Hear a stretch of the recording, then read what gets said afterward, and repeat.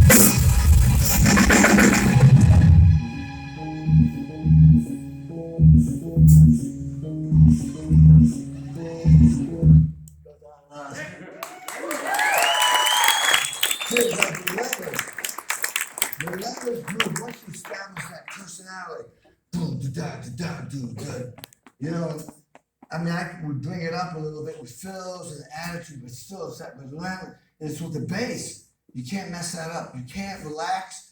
You can't, if you establish, you gotta be, in this song all the way through.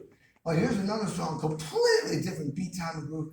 I kind of look at myself like an actor in a movie. Every song's a different movie. So, who am I in this movie? What's my role? I did an Avril Lavigne song called My Happy Ending. I don't know if you remember that. It was the #1 hit. And what I recorded to was the producer singing, acoustic guitar with a little loop. And I said to him, what kind of song do you want this to be? What do you want me to be? Oh, make believe you're in a stadium. So I'm playing to, my happy ending. I'm going, because he said stadium. I'm like, okay, make believe you're in a stadium and kick the butt out of this song. Yeah. Meanwhile, what I'm playing to is like hardly anything, and then they overdubbed to me. So this song is a different movie. This is more funky and rock. This is the guitar player from Bon Jovi, Phil X. He has a band called The Drills. And this is called Talk You Off the Ledge. Hope I don't have to do that for you.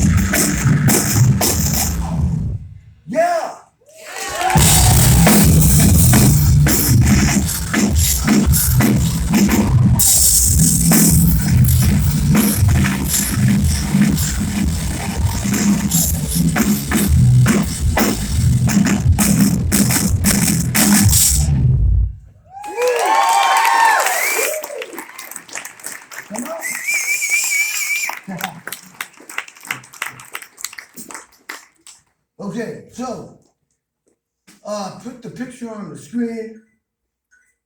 So I'm known as this guy who writes really detailed charts. Now you don't have to write and read music to be a great drummer. Buddy Rich couldn't read, but he only played in one band, his band. And there's other great drummers, Dennis Chambers, I don't think he reads. But when you're a guy like me, comes off a John Fogerty tour, I got 90 songs to learn for a TV show, a tour, a show with Sammy Hagar and blah, blah, blah. No way am I gonna memorize. Kennedy sent on us. You don't read, you can't do the gig. You got Sting, Lady, you got all these famous, Chris Cornell, David Grohl, Springsteen, Sting. And they're, you only got a couple of rehearsals and they're making changes by the minute. And they're doing a 16 camera shooting and filming and the drummer can't make a mistake. And you're honoring the Who are up there. You know what I mean? It's very intimidating. You got to be able to read, otherwise you don't have the gig. See, these are some of the charts. So like right now, I'm about to do a residency with Sammy Hagar. Well, I went and saw the show, and I'm backstage, and Sammy, as I'm about to go out, because I know everybody in the band, and I play with Sammy a lot. He said, pay attention, really carefully in the show. I'm like, wow, why is he telling me that? Well, Jason had to leave the tour because his mom was sick.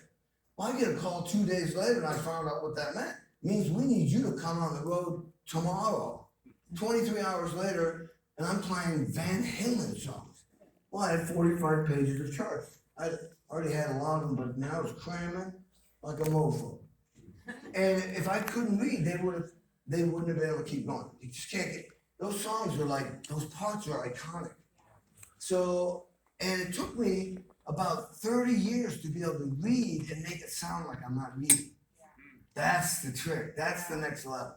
You don't sound like you're reading. It sounds like you're not reading at all. And that's a whole other, I step out of myself and watch myself like as if I'm in the audience going, wow, does it sound like he's reading? Because if it does, that's not cool. So this song, I'm going to play another song, Alice Cooper, you've heard of him, right?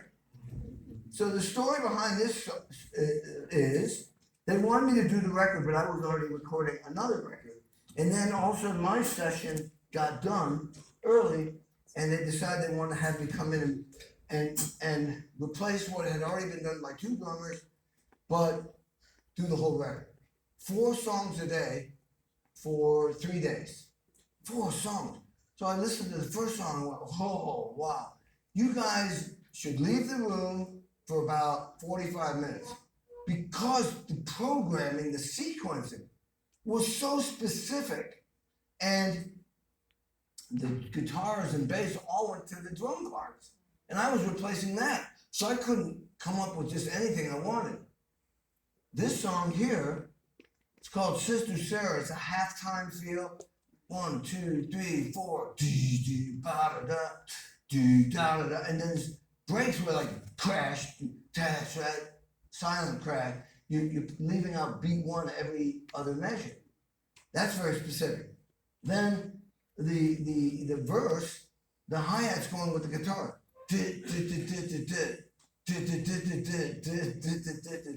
That's very specific.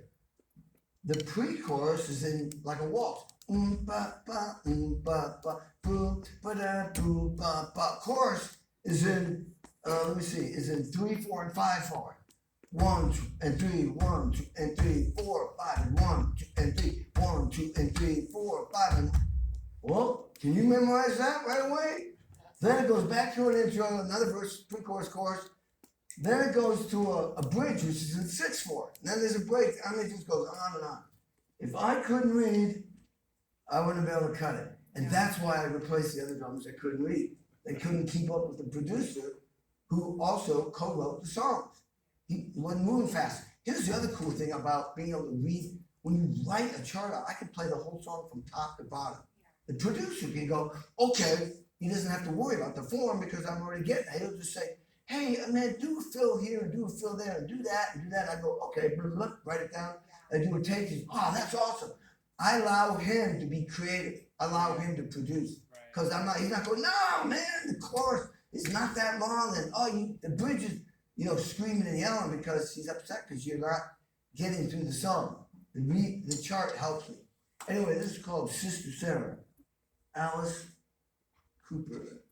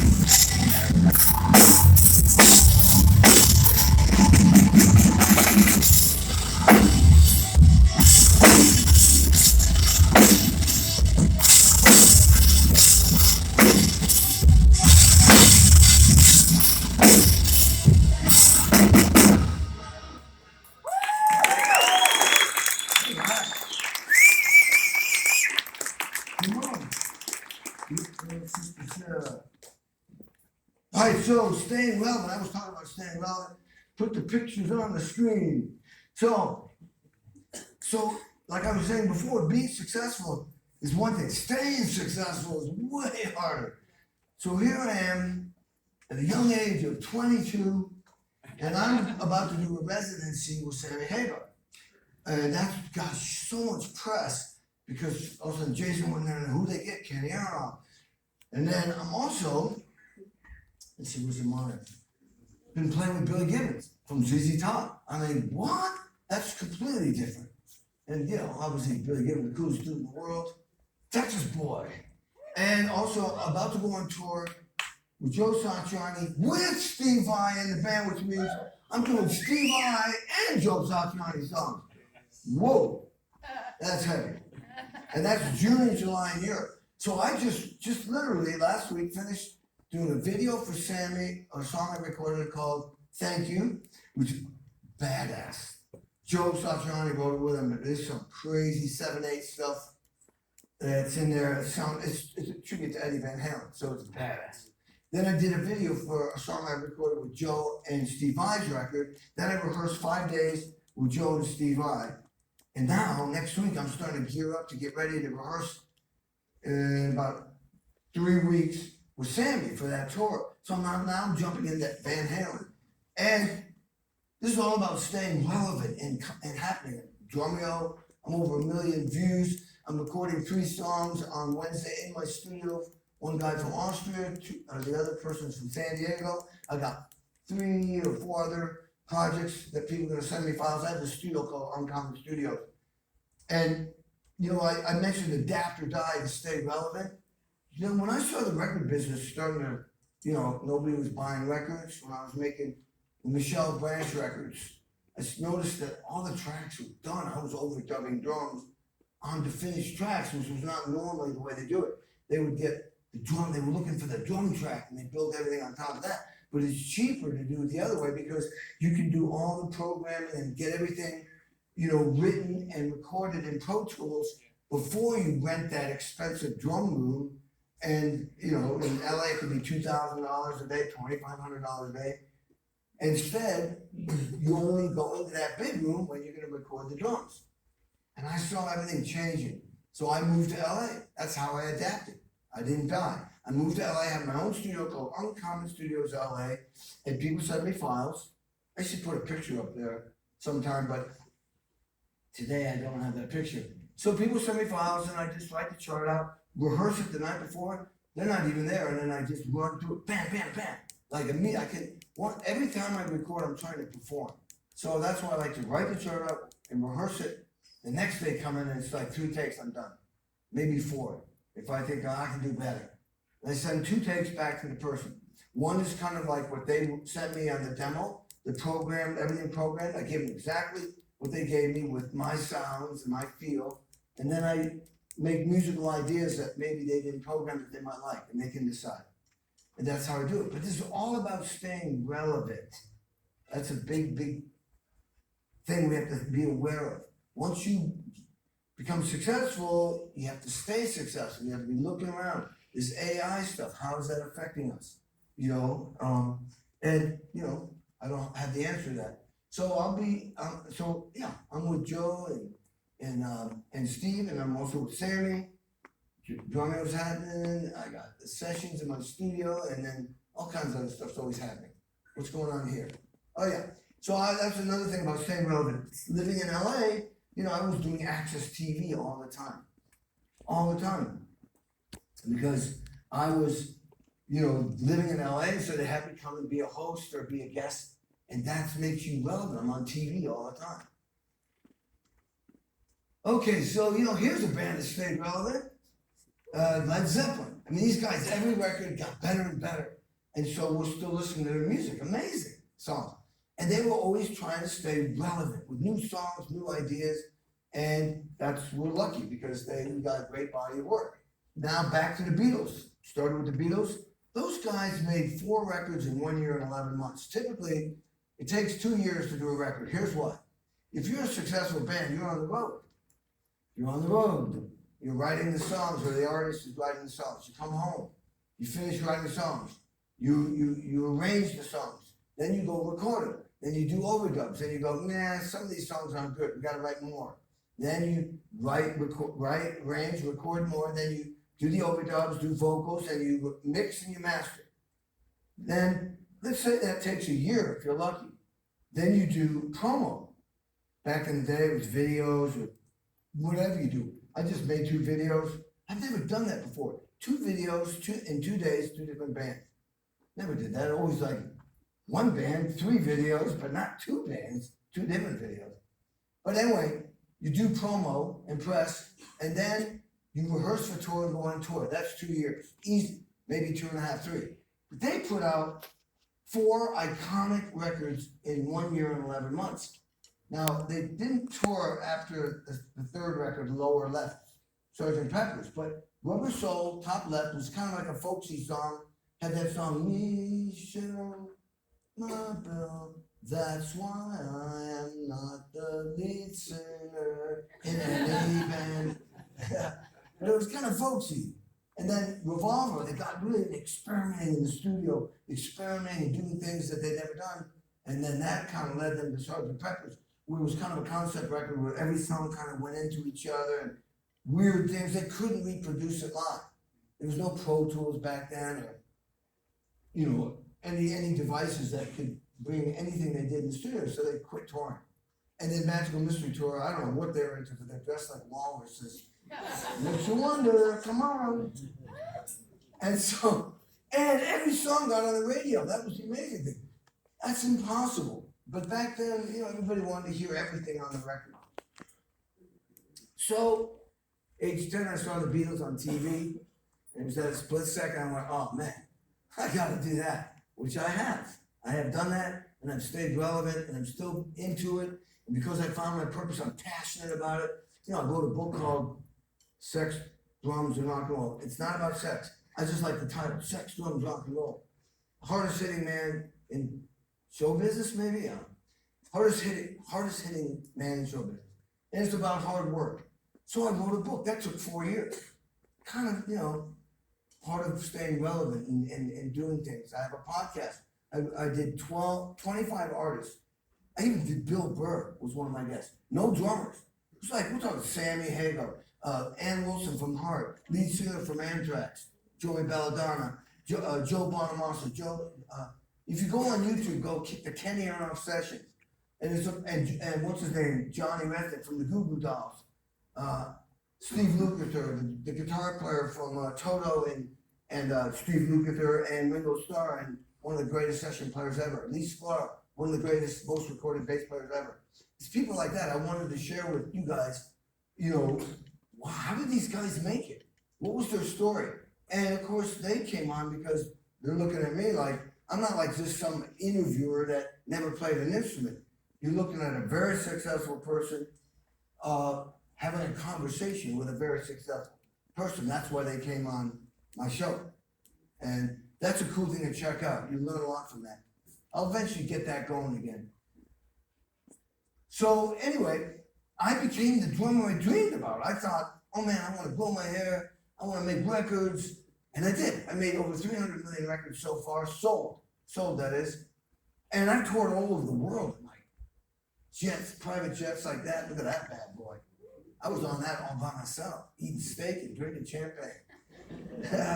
And on tour buses, like, well, not that one, that's Iron Maiden. That one. Yeah. And I'll be on that one this summer, and I love it, man. I just love doing it. Still love doing it. And if you think about it, words are just ideas, right? But one of the biggest points I'm trying to make today is feelings are the truth. Feelings and truth are your being, it's your essence. It's who you are. It ain't up here, it's here. This is who you are. Nobody can say, hey, you don't feel that way. Oh, yeah, I do. That's who you are. And that's where your purpose is. That's where your whole purpose is in life is. You know Mark Twain, the writer? He's an American writer. He said the 2 most important days in a person's life are, the day they were born, and the other one is figuring out, what are you doing here in this short little life? And Socrates said, the key to happiness, he's a pretty smart guy, the key to happiness is to realize your purpose and then go after it. There's a lot of people that go, oh, I want to do that. Well, who's stopping you? You know who gets in the way of you is you. Right. You know, just do it. And I got a thing I forgot to mention, a thing called RPS I came up with. You know what RPS? It's really simple. You just got to do it. Repetition of any skill is the preparation for success. So anytime I go, well, nope, just do it. Just do it. There's no excuses. No excuses. You do it till you drop. That's your excuse. You're finally tired. No excuses. And reject all negativity. Nope. Just do it. Look, you're all gonna have bad days. We're a sack of chemicals. Sometimes you wake up in a crap mood. Sometimes you just, I just go, oh, I'm human. I ignore it. Get the job done. Just keep working. RPS. And then you will. If you do nothing, you get nothing. Remember? 0 = 0. All right, I got one more story. It's my Uncle Nat. This guy was a superhero. He was a gold gloves boxer, a fighter pilot in World War II, self-made millionaire, he was poor, became a millionaire, had boats and planes. This is in the 60s. We're having Thanksgiving at my house, you saw at the beginning, and I got sick of being around the relatives. I might have been, I don't know, 12, 13, maybe, I don't know, 12. I go upstairs to play the drums and play some music, and he's in my room. I had a big room, and he's doing one-handed push-ups. He had big muscles. Doing one-handed push-ups. He's got a cigar in his mouth. He's got a glass of whiskey down there. He's laughing at me. He goes, hey, kid, you know what the most valuable thing in life is? And I'm like, I look at his expensive gold watch and I went, money, right? So I thought he was a millionaire. He stands up and slugs me in the arm and goes, no, stupid, time. I'm like, what? Time? I'm going, oh. In my world, that was time to go to school, time to do homework, time to go to bed. Then I thought, oh, he's talking about time. He sees I'm a drummer. He's saying, he knew, you got to keep good time, buddy. And then years later, I went, oh, I know what he's talking about now. He was putting purpose and time together for me. He was saying, you want to be a drummer? I can tell you want to be a drummer. Because he wanted to be whatever, a businessman. He says, go after it, kid. But time, it's ticking. Tick-tock, tick-tock. Do it. Do it. Wow. Obviously, I remember that. Otherwise, I wouldn't be talking about it right now. I didn't know what to do with it back then, but he reminded me, and that's what I'm telling you. I'm sharing that with you. Because you have the answer. Find your passion, go after it, the clock is ticking. If you think about it, your joy and happiness is just as important as mine because it's yours. You can't find your joy from me, I can't find my joy from you. Our joy and happiness is inside us. That's where it is. Go in. It's not out there. Go in. This is where the answers are. Sir. Have a relationship with yourself, man. Be the parent, be the child, be the coach, be the player. Your joy and happiness is in you. When you live your life by your purpose, you'll find the joy and happiness because you'll be happy like I am every day.